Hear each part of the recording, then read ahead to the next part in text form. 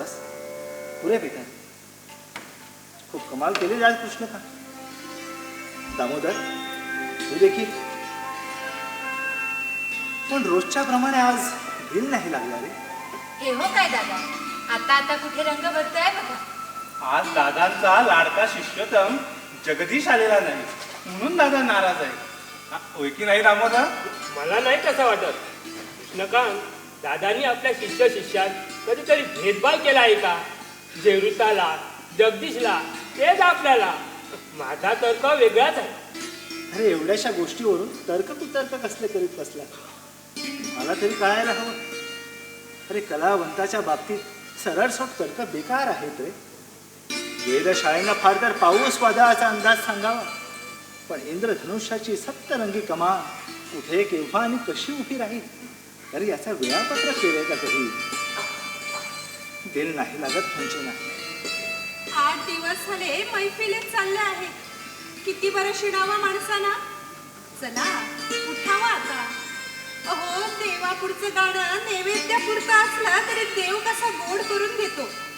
तृप्ती होत नाही म्हणतात ना, ते फक्त माणसांची. वा जी वा. म्हणू कधी कधी तुझ्या मुखातून देवच बोलल्यासारखं वाटतं बघ. चला उठावा आता. देवदर्शन घेऊन घरी जाऊया. मग काय दादा उठायचं आता? अरे काय प्रश्न विचारतोस कृष्णकांत? कोणी आज्ञा केली ते जरा समजून जा. अरे तुला गंमत सांगतोय. 26 वर्षे चंदनवाडी संस्थानात दरबार गवई म्हणून नोकरी केली. पण ह्या बाईसाहेबांना संस्थानात राहायचा कंटाळा आला. तशी एक दिवस उठलो आणि दिवाण साहेबाच्या तोंडावर राजीनामा फेकला.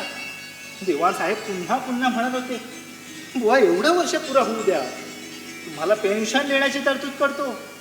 हे म्हटलं हमको ये नहीं होना, नाही नाही हरगिज नाही. अरे तेव्हापासून आपण फक्त एका साहेबाची मर्जी सांभाळतो. अरे या बाईसाहेब आज्ञाप्रमाणे. ते चला रे पुरा.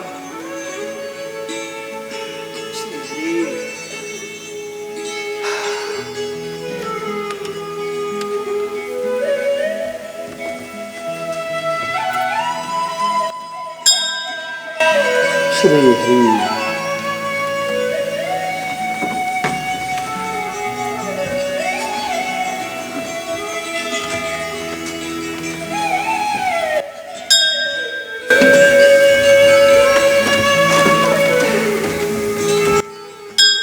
कृष्णकांत जरा थांब.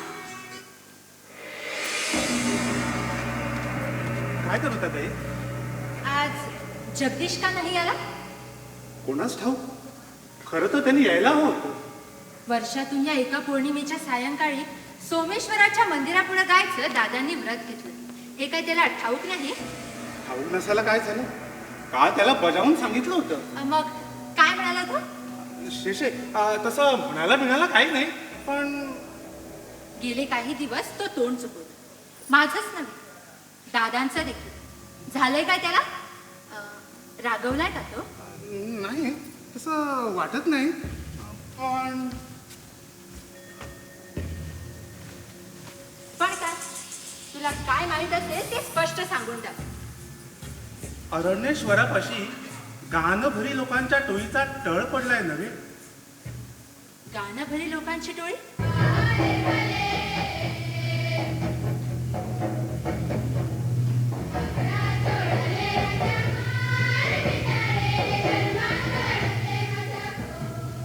हा हो हो. गेले काही दिवस रस्त्यावरून गात जाताना दिसतात खरं काही आदिवासी बायका पुरुष. पण त्यांचं काय? नाही म्हणजे त्यांच्या गाण्याबद्दल भरभरून खूप कौतुकानं बोलत होता जगदीश. एवढंच?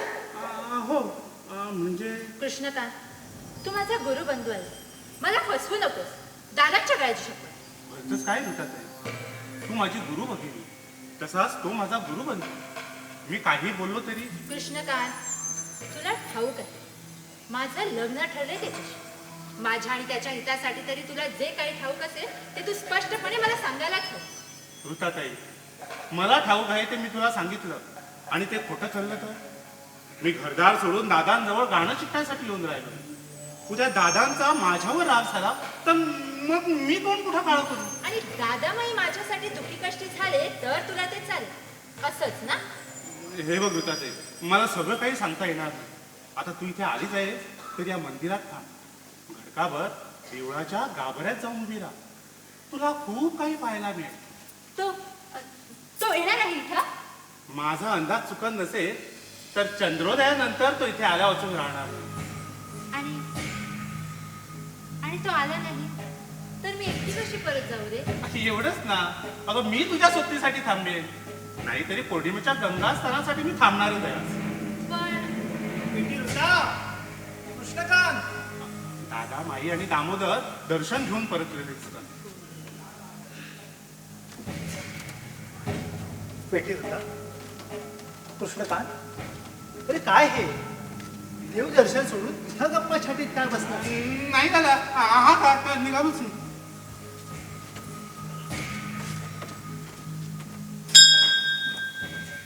दादा मला जरा थोडं थांबायला हवंय. अगं बाई एकटीच? घाबरू नका माई. कृष्णकांत आहे माझ्या सोबतीला. पौर्णिमेच्या गंगा स्नानासाठी तर थांबणार आहे.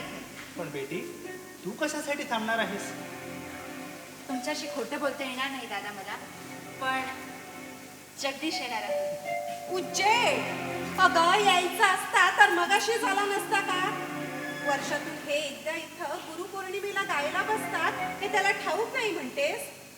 मला काय त्याची लक्षणं ठीक दिसत नाही. म्हणूनच तर मला त्याच्याशी बोलून एकदा सोक्ष मोक्ष लावायचंय. अगं पण तू अशी एकटी दुकटी रात्रीच्या वेळी परत कशी येशील? म्हणजे त्याचा मोठासा सवाल नाही. आपण गाडी पाठवू तिला न्यायला. हे बघ, हा तर मी स्वतः येईन. अहो पण मी म्हणते काही म्हणू नकोस.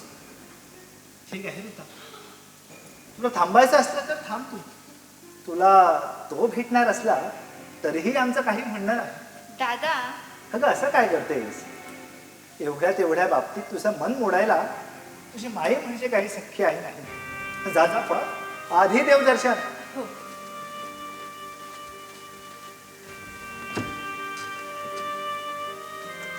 पोरीचे भारीच लाड चालवला का तुम्ही? जाऊ दे गं. अगं आता या घरात थोडेच दिवस राहिलेत तिचे. अहो म्हणून तर हवं तसा बेलागा मागू द्यायचं तिला.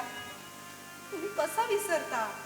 अहो ऋता आपल्या घरी वाढली असली तरी ती दुसऱ्याची मुलगी आहे. अगं दुसऱ्याची म्हणजे तुझ्या बहिणीचीच ना. ताईला आणि भगवंतरावांना मुलांचे भलते सलते लाड केलेले अजिबात खपत नाही. हवे छोडो. 7-8 पोरांचा शिकारखाना सांभाळता सांभाळता तुझी ताई आणि भगवंतराव नुसते रिंग मास्टर झालेत का रिंग मास्टर? अगं मुलांचे लाड ही संसार संगीतातील काय नजाकत आहे हे त्यांना काय करणार? म्हणून अगं निवडक जाणकारांची मैफिल वेगळी आणि जत्रेतलं गाणं निराळच आहे. हे बघा पुढे जड जाईल सांगून ठेवते. जड गेलंच तर ते तिच्या भावी नवऱ्याला जगदीशला. आपल्याला का? तर उचलली जीभ लावली टाळ्याला. अहो उद्या रागवू नकोस करू. हे बघ, ऋता जन्माला आली तुझ्या ताईच्या पोटी, पण पोटच्या मुलीसारखी तिला लहानाची मोठी केलीस तू. हे तर खरं. अगं काय तिचं कमी केलंय आपण? तिचं बरं वाईट आपल्याला कळणार नाही का? अहो अहो, ते कळून न कळून होणार कधी कळतं का? हिरवी भरल्या घरात कशाला ताईची मुलगी आणू? हा हा नाही. अगं बुजलेल्या आठवणी पुन्हा उकरून काढायच्या नाही. म्हणून तू मला डोळ्यातून पाणी काढायला लावणार आहेस का आता? नाही हो नाही. हे बघा मी डोळे पुसले. हे बघा माझं एवढंच म्हणणं. जसा साखरपुडा झाला तशा अक्षताही डोक्यावर पडल्या म्हणजे नवऱ्याबरोबर कसं हवं तेवढं हिंडावं फिरावं. अहो पण लग्नाआधी अशा या चांदण्या रात्री. हे पहा, माणसं आपलं तरुण पण विसरतात म्हणून असे घोटाळे होतात. म्हणू तू माझ्याकडे गाणं शिकायला यायचीस तो काळ आठव जरा. एका चांदण्या रात्री.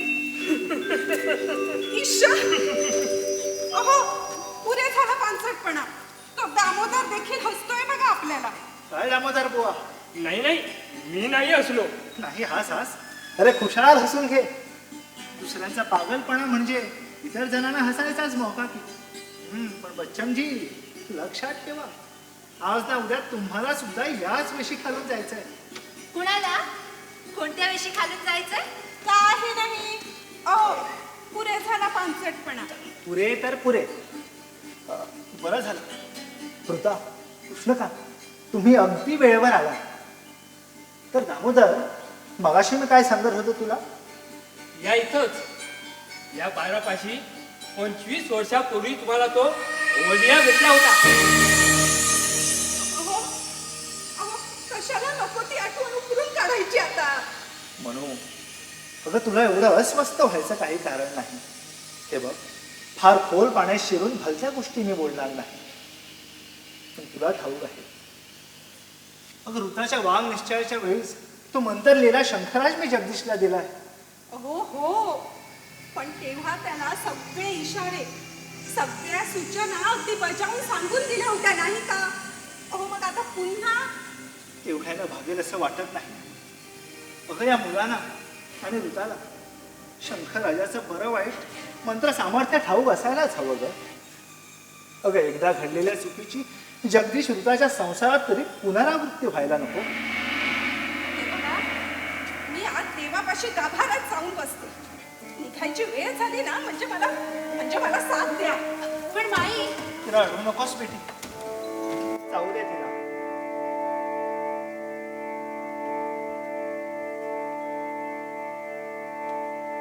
माय माऊली माझी माय माऊली, हो माय माऊली माझी माय माऊली, हे राधे माझी माय माऊली, हे राधे माझी माय माऊली, हो माय माऊली माझी माय माऊली, हो माय माऊली माझी माय माऊली, हे राधे माझी माय माऊली.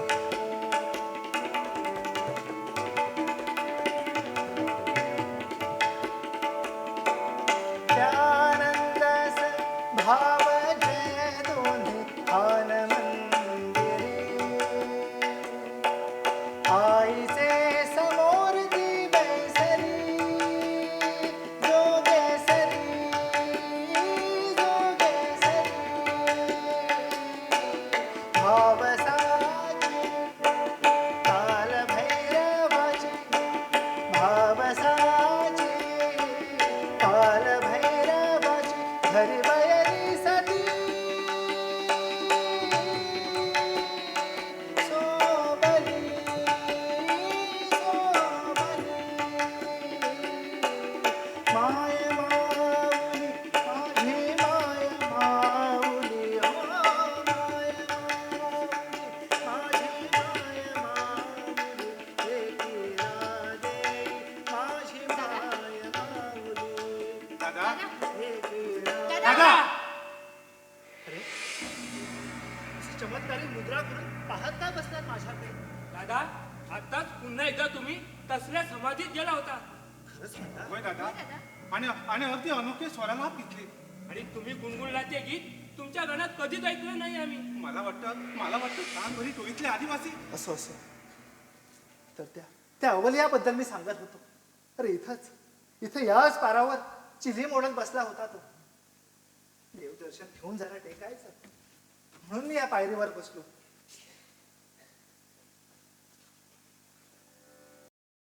बसल्या बसल्या खुशी देऊन मी सहजगत्या दाणेदार ताण फेकली.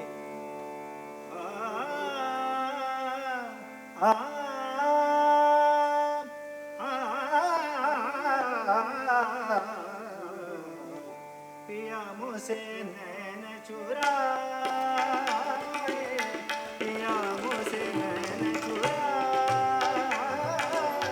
पिया मुझसे नैन चुराए, कैसे आओ तोरे घर जिया मोरा घबराए, कैसे आओ तोरे घर जिया मोरा घबराए, पिया मुझसे नैन चुराए, पिया मुझसे नैन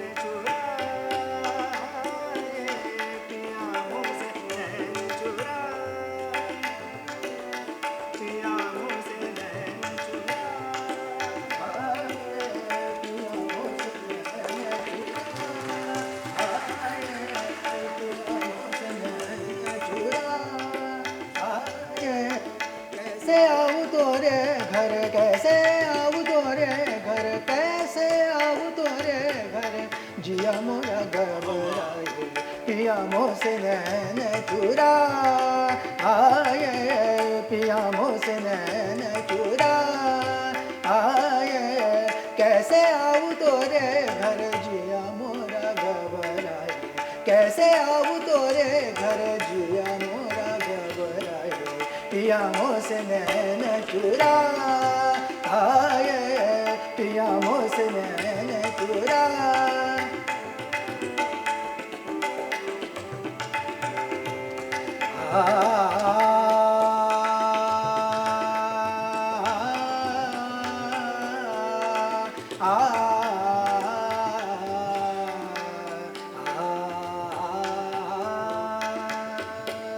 पिया मोसे नैन चुरा आए पिया मोसे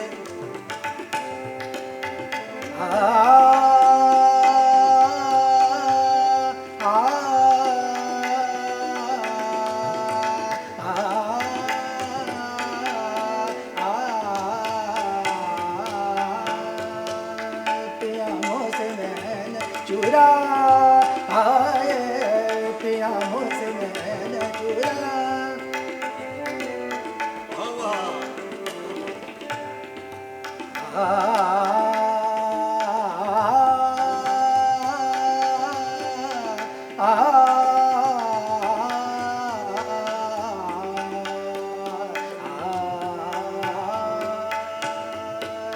पिया मोसे नैन चुरा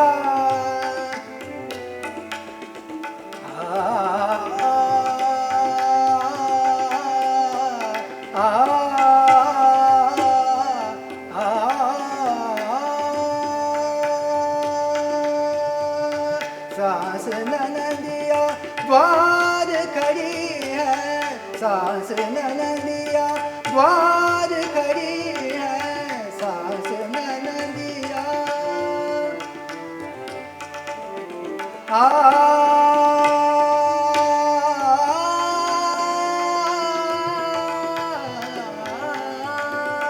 सास ननदिया द्वार खड़ी है सास ननदिया द्वार खड़ी है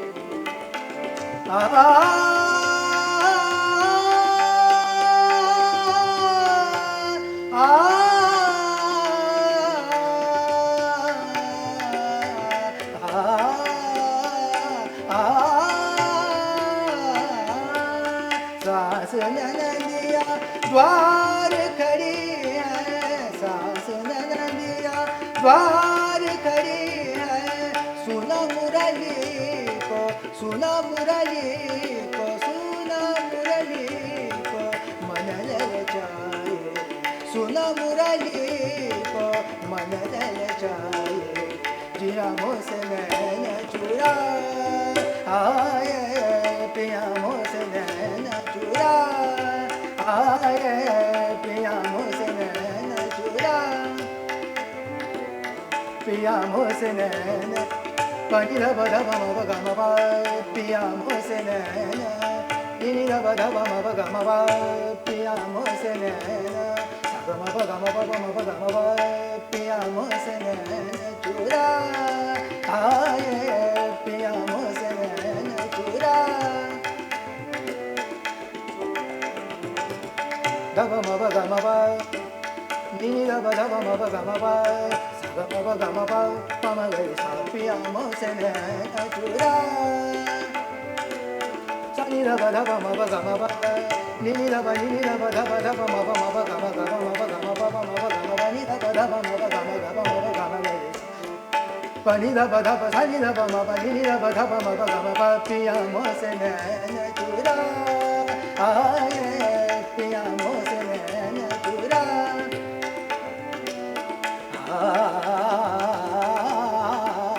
पिया मोसे नैन चुरा आए पिया मोसे नैन चुरा आए कैसे आऊँ तोरे घर कैसे आऊँ तोरे घर कैसे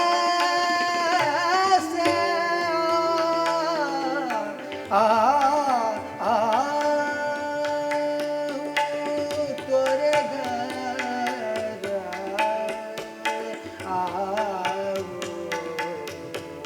कैसे आऊं तोरे घर, कैसे आऊं तोरे घर, कैसे आऊं तोरे घर, जिया मोरा घबराए, पिया मोसे नैन चुरा आए, पिया मोसे नैन चुरा आए, पिया मोसे नैन चुरा आए, पिया मोसे नैन, पिया मोसे नैन, पिया मोसे नैन चुरा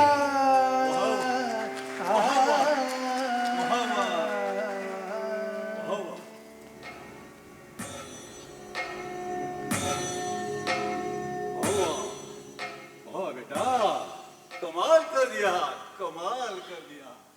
बाबाजी, ही सारी देवाची कृपा, लखनौच्या आमच्या खासाहेबांची किमया आणि आपल्यासारख्यांचे आशीर्वाद. बाजी वा. अरे तुझ्या तुझ्या गळ्यात तर सोनं आहे, सोनं. पण तुझी दानत तर पंचरत्नापेक्षाही अधिक लाख मोलाची आहे. बेटा बेटा मी प्रसन्न झालोय तुझ्यावर. बोल बोल, तुला या वेळेला काय पाहिजे असेल ते शाल माग.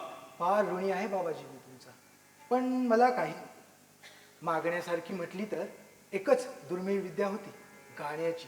पण ती तर मला पुरून उरेल इतकी भरभरून माझ्या गुरुनी मला दिली आहे. असं म्हणू नकोस बेटा. अरे नुसत्या विद्येने आयुष्यातील सारे शुभ चुकते होते. अरे या माझ्या हातात समृद्धीच्या रिद्धी सिद्धी आहे. बोल बेटा, तुला काय पाहिजे असेल ते खुशाल दिला ना बाप. खरंच बाबाजी, मला काहीही नको. असं म्हणतोस? अरे तू कल्पतरूच्या खाली उभा आहेस. हो, तरी देखील मी तृप्त आहे बाबाजी. खरंच काहीही नकोय. तर मग मला हवा होता तो तूच आहेस. बेटा बेटा, तुला काही मागायचं नसलं तरी माझी इच्छा तू पुरी केली पाहिजे. बेटा बेटा, तू तृप्त आहेस म्हणूनच एक दुर्मिळ शक्ती केवळ केवळ ठेव म्हणून मी तुझ्या स्वाधीन करणार आहे.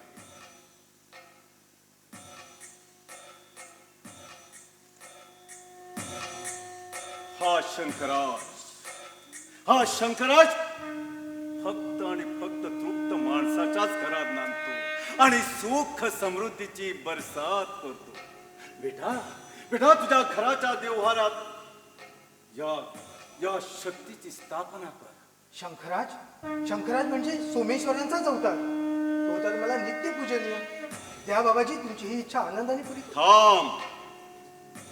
या दानातील एक शर्त तू नीट समजून घ्यायला हवी. हा शंकराच गोंधळीत घेऊन कधी काही मागायचं नाही, मनोमनी इच्छा सुद्धा धरायची नाही. हा बेटा, तूच नव्हे तर दुसऱ्या कोणीही काही मागायचं नाही, मनात इच्छा सुद्धा करायची नाही. पण बाबाजी, जो जे मागेल ते त्याला जरूर मिळेल, पण जे मिळेल त्यासाठी आयुष्यभर पश्चाताप करावा लागेल. बाबाजी तुम्ही काय म्हणतात मला काही समजत नाही. पुन्हा सांगतो, ज्यानं मला हा शंकरात दिलाय ना त्याच्या शब्दात सांगतो, जो जे मागेल ते त्याला जरूर मिळेल, पण जे मिळेल त्यासाठी आयुष्यभर पश्चाताप करावा. कधी काही मागायचं नाही, मनोमनी इच्छा सुद्धा धरायची नाही. एवढा संयम, एवढं मनोबल, एवढं धैर्य आहे का तुझ्यापाशी? बाबाजी, तुम्ही माग म्हटलं होतं तेव्हा देखील मी काही मागितलं नाही. तेव्हा त्याची चिंता तुम्ही करू नका. पण मला एक सांगा, बोल. या शंकराजाच्या मंत्रशक्तीचा प्रत्यय कुणाला आलेला आपण प्रत्यक्ष पाहिला आहे का? हा बेटा, नुसता पाहिला नाही तर प्रत्यक्ष मी काय खुद्द आपण? काय मागितलं, मला काय मिळालं, त्यासाठी मला काय भोगावं लागलं ते मात्र तू मला विचारू नकोस. अरे माझी ही दशा कशामुळे झाली तेवढीच तू नीट तुझ्या डोळ्यानं पाहून ठेव. विषाची परीक्षा पाहू नकोस बेटा, विषाची परीक्षा पाहू नकोस. पण बाबाजी, तुम्ही हा शंकराज मला कशासाठी देता? कोणातरी तृप्त माणसाला ही शक्ती दिल्यापासून मला मनशांती नाही, मला सद्गती नाही. बेटा बेटा, हा शंकरा स्वीकार आणि मला मुक्त कर. जोवर या शंकराच्याकडे तू काही मागत नाही, तोवर या शंकराच्याला तुला घ्यायचं मुळीच कारण नाही. पण जर कधी काही चुकून सुद्धा मागण्याच्या मोहाला तू पळी पडलास तर देव करो आणि तशी पाळी तुझ्यावर न येऊ. आणि जर तसंच काहीतरी विपरीत घडलंस तर देखील ते भोग तू निमूटपणाने सोस.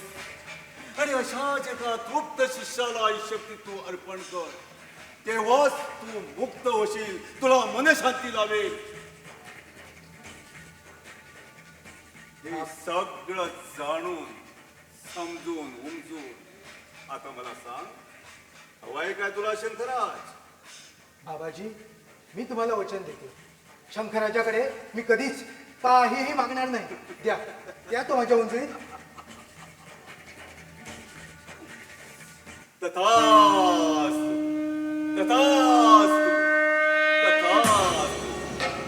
ईश्वरा ईश्वरा, तुझी लीला अगाध आहे, अगाध आहे. ईश्वरा, तुझी लीला. गा गा बेटा गा, खुशाल गा. पिया मुझसे नैन चुरा, आए पिया मुझसे नैन चुरा, आए कैसे आऊं तोरे घर, कैसे आऊं तोरे घर, कैसे आऊं तोरे घर, जिया मोरा घबराए. पिया मुझसे नैन चुरा, आए पिया मुझसे नैन चुरा, आए पिया मुझसे नैन चुरा, आए पिया मुझसे नैन चुरा, आए पिया मुझसे नैन चुरा, आए.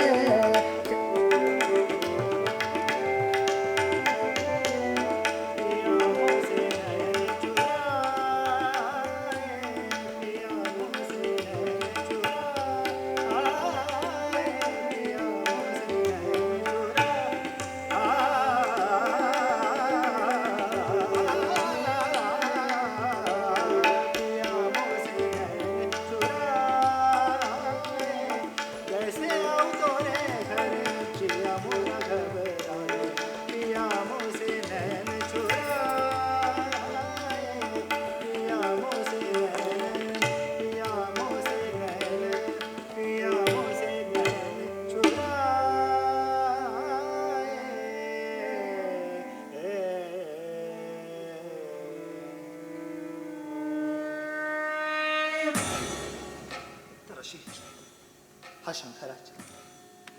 बेटी ऋता, अगं तुझ्या लग्नाच्या वांगनिश्चयाच्या वेळीस तो मी जगदीशला अर्पण केला होता ग. सगळ्या सूचना, सगळे इशारे देऊन, पुन्हा पुन्हा सांगून बजावून तो प्रतिज्ञेवर होय म्हणाला. तेव्हाच तुला आज तो भेटलाय, तर त्याला सावध कर बेटा. तेवढ्यासाठी आज मी तुला इथं थांबायची परवानगी देतोय. दामोदर, जा म्हणून ना तुला. कृष्णकांत, हा दादा, मी ऋताताईच्या सोबतीसाठी थांबतो इथं. मनूला घरी सोडून अमळशाने येतोय मी या वीणाबाईला घेऊन जाण्यासाठी.